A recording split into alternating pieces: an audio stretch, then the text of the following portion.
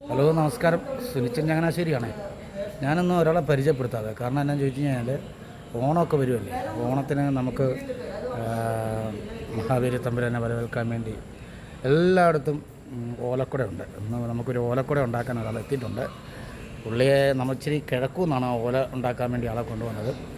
പുള്ളി അവിടുന്ന് കാട്ടിൽ നിന്ന് പനയോല വെട്ടി ഓല എടുത്ത് അത് പുഴുങ്ങി ഉണക്കി വന്ന് പുള്ളി എല്ലാ സ്ഥലത്തും ഇങ്ങനെ ഓണത്തിന് ഓലക്കുട ഉണ്ടാക്കുന്നതാണ്, മഹാബലി തമ്പുരാനെ വരവേൽക്കാൻ വേണ്ടി. അപ്പം ആർക്കെങ്കിലും ഓലക്കുട വേണമെന്നുണ്ടെങ്കിൽ ഓർഡർ ചെയ്യണം.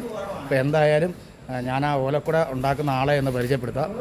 ഓക്കെ, അപ്പോൾ ഓലക്കുട ഉണ്ടാക്കുന്ന ഒരാളെ കാണിക്കാവേ. ഓണമല്ലേ? ആ, അതിൻ്റെ ആഘോഷങ്ങളുടെ ഭാഗമായിട്ട് ചെറിയൊരു വർക്കാണ്. ആണോ?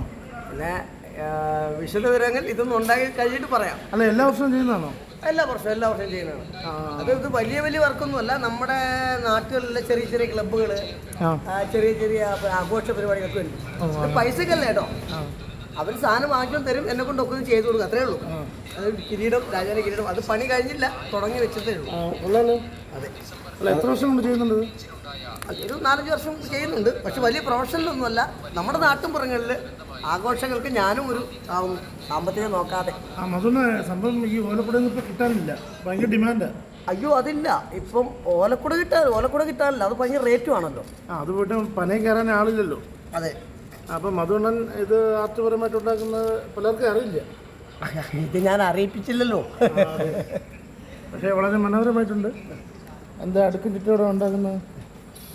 ഇത് എത്ര വർഷമായി ഇത് ഇങ്ങനെ ചെയ്യാൻ തുടങ്ങിയിട്ട്? വർഷമൊന്നും ആയിട്ടില്ല, ഒരു 2-3-4 വർഷം അതെ ആയിട്ടുണ്ട്. പിന്നെ ഇത് പ്രൊഫഷണലായിട്ട് അല്ലല്ലോ. അതെ. നമ്മുടെ നാട്ടിൻപുറങ്ങളിൽ കൊച്ചു